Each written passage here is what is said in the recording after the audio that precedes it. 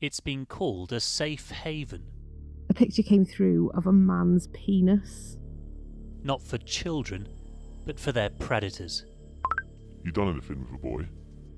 Using Snapchat to track down victims from online to in-person. I was worried he'd, hurt my family.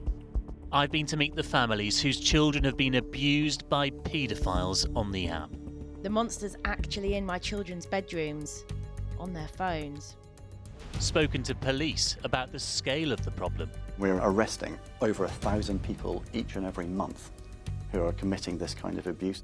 And asked the government what they plan to do about it. I just wonder, as a parent yourself, what your sort of instinctive reaction is to that. Horror. Want me to get some colours out? Yeah. As a young teenager, Sophie's interest is making necklaces, not sexual conversation with an adult. We've changed her name. In fact, most of her childhood's been transformed, since she was messaged at random by a paedophile using a fake name on Snapchat. So it was a Friday morning and my daughter was getting ready for school. Sophie came down to me and said, "Mum, I've received some messages off a number I don't know.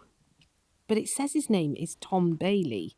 And just as she was showing me those messages, a picture came through of a man's boxer shorts and naked body. To which I said, "Thank you for handing me the phone. I'll deal with it from here."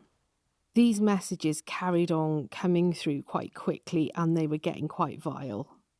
It's thought the man used this map function to find children in his area. It glows hot where Snapchat users are active.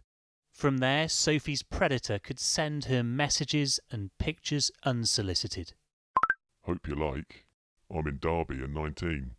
You? I'm 11. Go away. Oh, nice. My ex was 13. Lol. You done anything with a boy? I'm 11 years old. Like to see how hard I am? Wanted to see your knickers. Love to get you all hot. How explicit were the photographs that your daughter was receiving? An erect penis, absolutely everything. It was crude and disgusting. And if I remember correctly, I was physically sick. It was awful. It really was. How did you feel when all that stuff happened that day? It was quite scary. It made me really paranoid to go out, even with family. Really? Yeah, I was worried he'd hurt my family for reporting it. You're under arrest, suspicion. Turns out the man behind the fake profile was repeat sex offender Mark Rayworth. The 55-year-old was arrested and convicted, but Sophie still worried he could use Snapchat's location function to find her. We had to get security cameras around the house because she was petrified, absolutely petrified, that this person was going to come to our house. Do you think there's any need for an app to have these kind of settings for a child? Absolutely not. I don't see that there is any need for maps to be on any apps that children can access. But those functions are being routinely abused. We asked police how often.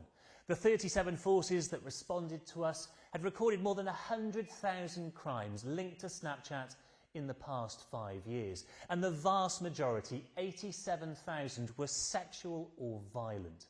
Where forces could provide ages, 6 in 10 of the victims were children or teenagers. The youngest was just 7 years old. All of these abusers on the screen have been sentenced for their crimes just this year alone. Among them is Sia Riley from Derby. He groomed more than 150 children worldwide, pretending to be their age before asking for explicit photos and then blackmailing them. Ross Brogan from Glasgow bribed his victims with gaming codes and money. He also went on to physically abuse one 13-year-old boy. And Kieran Oldham from Barnsley used Snapchat to follow a 13-year-old girl into a park before sexually assaulting her.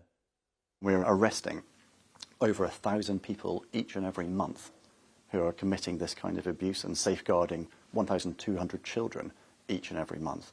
But it's a huge challenge and we need to turn off the tap that is allowing it to happen. It took me about 4 days to get access into her phone. This mum was alerted by teachers that her 12-year-old daughter had been targeted. She just shut off completely, like she was in trouble. A letter home warned her mother school has become aware of a man in his 20s called Max making and trying to make contact with younger girls. As well as TikTok, again their predator was using Snapchat. What sort of things had he said to her? Just, you're gorgeous, and then from there he was asking for pictures. What kind of pictures was he asking for? The pictures that she was sending originally that he asked for were just day-to-day pictures. What are you eating? Where are you? But then from there, he wanted more sexual pictures. Did she end up sending a photo of herself? She did, yeah. How do you feel knowing there's now a naked image of her that's been sent to somebody we think is probably a paedophile? I feel ashamed and a lot of guilt as her mother, and I'm angry, very angry. She felt even worse when she then looked through her other teenage daughter's phone. The messages I seen on there, they told her to self-harm. She'd been in conversation for 2 years. 2 years, this conversation. I had no idea. With an adult? With an adult. How do your daughters feel about what happened to them online? They're embarrassed. My older daughter can't process it. My younger daughter, she's scared and she's ashamed of what's happened. What do you think Snapchat should do?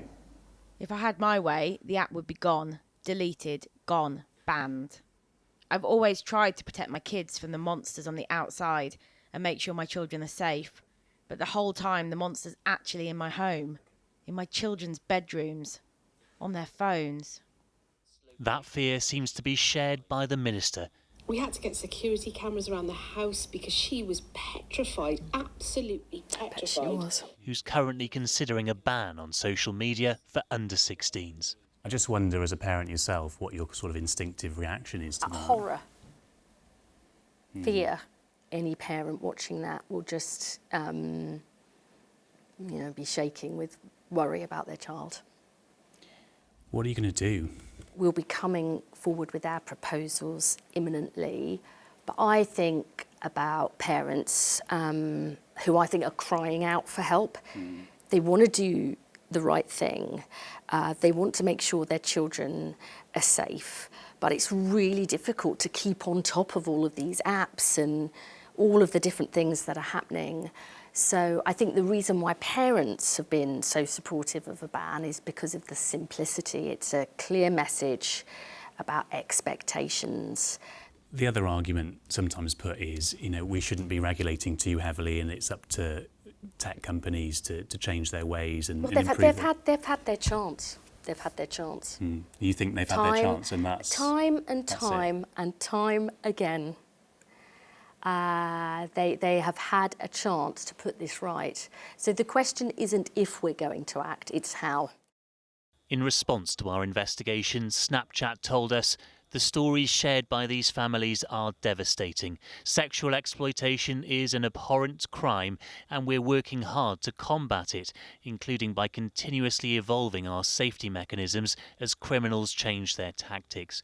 We also work closely with the police and safety experts to keep activity like this off our platform and to bring criminals to justice. Our goal is to create a safe environment for our community.